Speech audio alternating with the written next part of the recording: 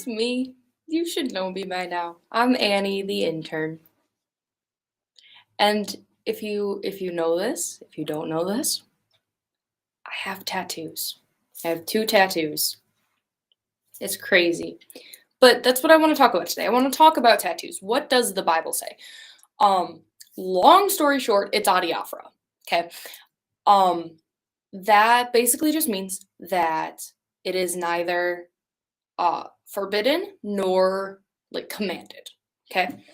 Of course, one of the things that people bring up with the tattoo argument is Leviticus 19:28, which says, "You shall not make any cuts on your body for the dead or tattoo yourselves. I am the Lord."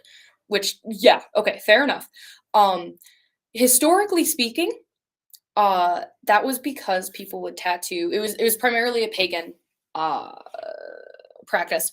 And you would tattoo yourselves with like symbols that like were for idols or the names of false gods, things like that.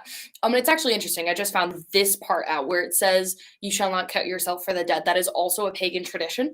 Um, People would make cuts on their body for like on behalf of dead people to wash away their sins. So really, really strange. But that kind of shows that that's what they were talking about because God's lumping the two together. Um, so, and obviously that means that doesn't mean that you can never cut yourself for any reason. Like if you fall down and scrape your knee, you're not going to hell. You know what I mean? If you get surgery, it's like you're allowed to do that. It's specifically in the pagan tradition, do it for what the pagans do it for, and the same thing is true for tattoos. Um, and additionally, we are Christians. We are not bound by Mosaic law. However, that does not mean that we completely disregard it. There are reasons that God put these laws in place, and so we don't, get to be like we don't get to look at the Mosaic law and be like, okay, whatever, none of that applies to me. Like, no, it's not. Um, so we want to look at why did God put this in place, and how can we support His initial meaning? Question mark.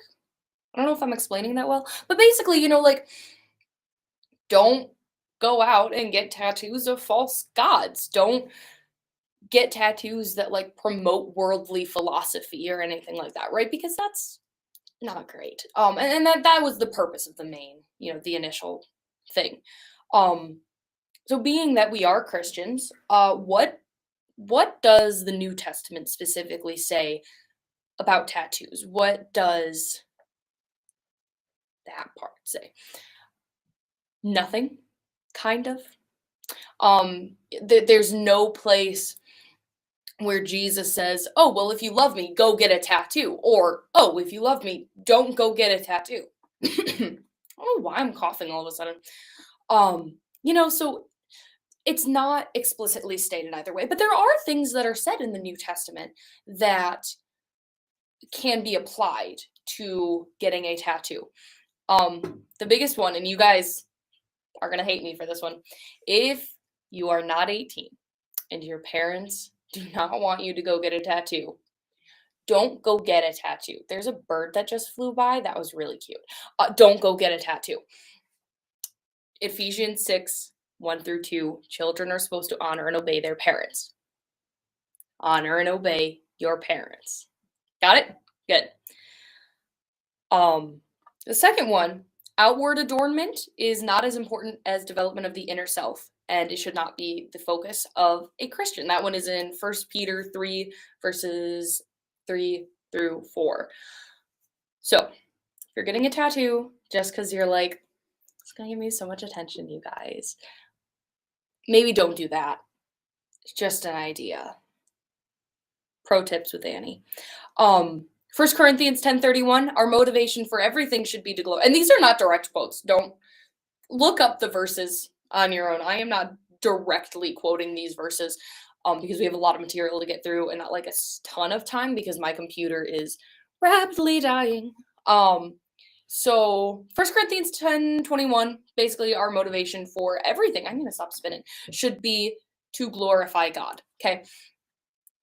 Just getting a tattoo again, just for attention or just to like fit in or to stand out.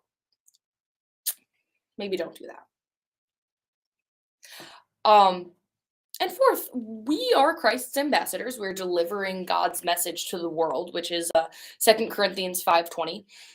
So what message will your tattoo send? Is it going to aid or is it going to detract from representing Christ and sharing the gospel? And that's something that you want to take into account. You know, like if you're getting like a tattoo of, you know, the little like fish guy that turns into a like it's and then it's gorilla and then it's a human, you know, like that thing. That probably isn't going to help the gospel very much. Just a thought. So let's wrap back around now to the very beginning. Actually, pause. I know last week, maybe, I said that we were going to be talking about how to help a friend.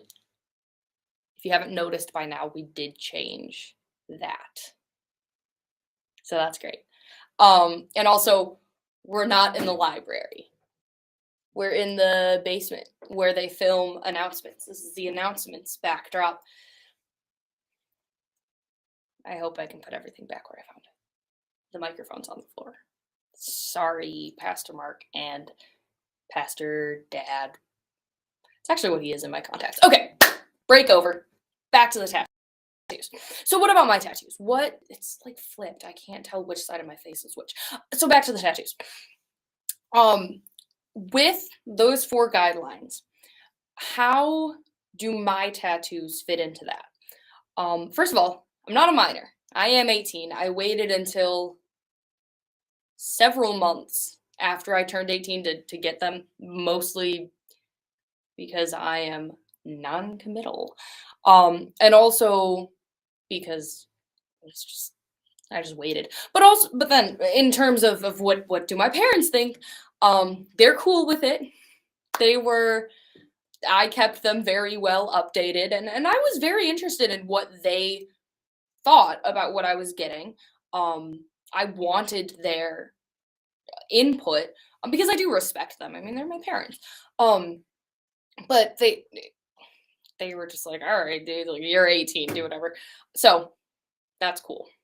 Second one, this one, oh no, it is yelling at me about low battery. Please leave. We're almost done. The second one, outward adornment is not as important as development of the inner self. True. One of my tattoos, this one, okay, let's do a quick tattoo tour. This one says, proud of you, and a little smiley face. This part, that's my dad's handwriting, and then this one is my mom's handwriting. She draws this on everything. They did not know I was getting this one. They knew about the, hello, hand? They knew about the leg one. We'll show you that one in a minute. They did not know about this one. They knew I was getting a second one. They didn't know what it was. I surprised them. It was really cute. That's that. So this one serves as a reminder that like I have people on earth that God has given me that love and support me. And the other one we'll get into in a minute. It is on my leg. I've tried to figure out how I can show you live. What I'm just going to do is edit this and put a picture of it up here-ish in a second. But that's a lot. It's got a lot of things. More on that in a minute here. But because of the way that my brain works, because of the way that things are wired up here, if you didn't hear that, it's very hollow. But having visual reminders of this stuff, it helps remind me that it helps me actually remember that stuff because it's like it's one thing to know, but it's nice to like think about it more. And that helps development of the inner person. Okay. And then the third and fourth one go hand in hand. Our motivation for everything should be to glorify God. Okay. Ooh, I almost dropped my iPad. And then also we are God's ambassadors. We're delivering God's message to the world, right? So this is the tattoo. I really, really hope I can figure out how to edit that. That would be really embarrassing if I didn't. So we've got a lot going on here, right? Okay.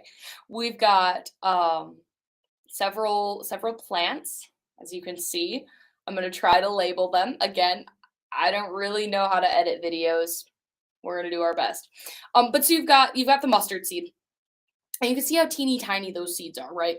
But that's the whole, faith like a mustard seed thing, where God can turn that teeny tiny bit of faith and turn it into a massive tree. I don't know if you've ever seen a mustard tree, but they're huge. And then you've got frankincense and myrrh. Those are gifts of the Magi. They were incredibly expensive back in the day. Say that like I was there back in my day.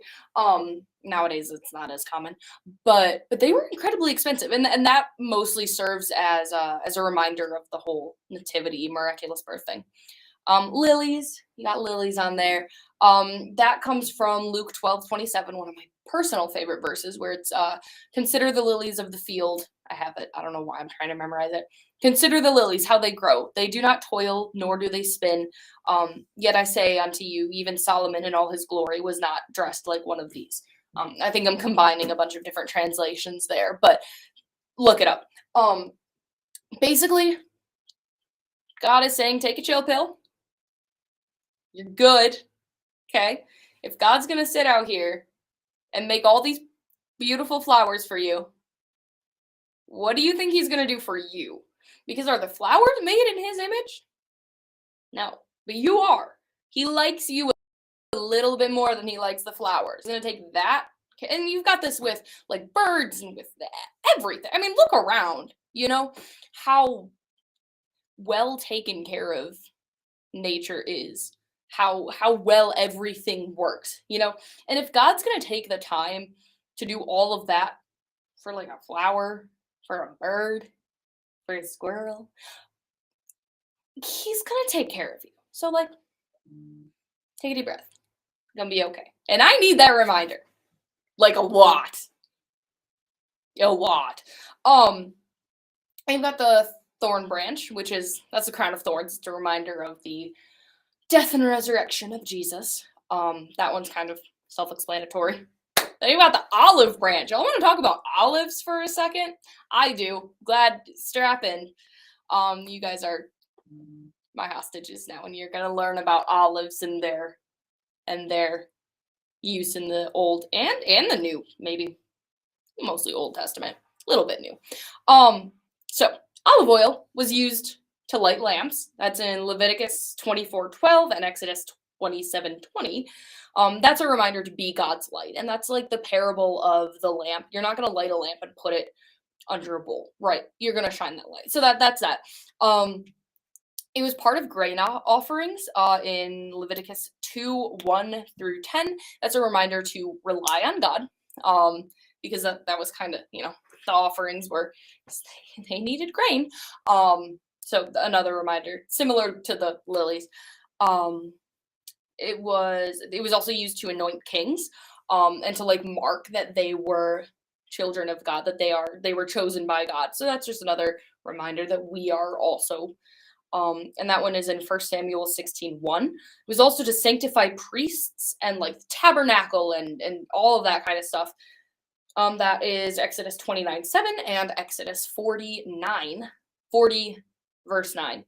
And that's a reminder that God has sanctified us through Jesus. So another tie into the crown of thorns and the sacrifice there. In Jewish tradition, because of all these things, and because of a bunch of other things that I cut out for your sake, olive oil was sometimes used as like a symbol of richness, joy, health, and one of those examples is in Hebrew 1:9. And then going to the New Testament here, even Jesus uses olive oil. He used it as a parallel in a parable. Okay. For the Holy Spirit. And he used that specifically in the parable of the 10 virgins in Matthew 25, verse 1-13. basically 10 bridegrooms, 10, women that hadn't, not bridegrooms, 10 virgins is how it's always translated. Not the same meaning as we have today. Um, but so they all had their little lamps, and some of them forgot to bring oil. Like 5 of them forgot to bring oil. The, the other 5 brought oil. Eventually, when the bridegroom came, the symbol for Jesus coming back, 5 of them got to go with him because like they had lamps, like they could go, and they had the oil to light the lamps. The other ones didn't. So that serves as a reminder to be ready. We do not know the time nor the hour that Jesus is coming back. So be prepared. I'll bust into song in a second here. So those are a handful of the ways that olive oil is used in the Bible. If you want more, look it up. My computer's dying too fast. And then we've got the squirrel. I just like squirrels. They're cute. And I'm sure my mother is gonna jump into the comments now and be like, actually, well, it's a reminder that God has created everything, and yes, it is. But it's a lot funnier to just say I had to go through all of that explanation, which I can cut it down to like 10 seconds. I've done it before. To get through all that explanation and be like, I just like squirrels. Humor. Okay. That's At the Cross for today, folks. I hope you enjoyed. I enjoyed. And now I have to go plug in my computer and put everything back before the pastors notice that I have moved all of their stuff. But remember, Jesus forgives me, so therefore you pastors can also forgive me when I inevitably mess up the placement. I'll see you guys next week. No clue what we're talking about. Actually, I do. It's in the spreadsheet. Figure it out.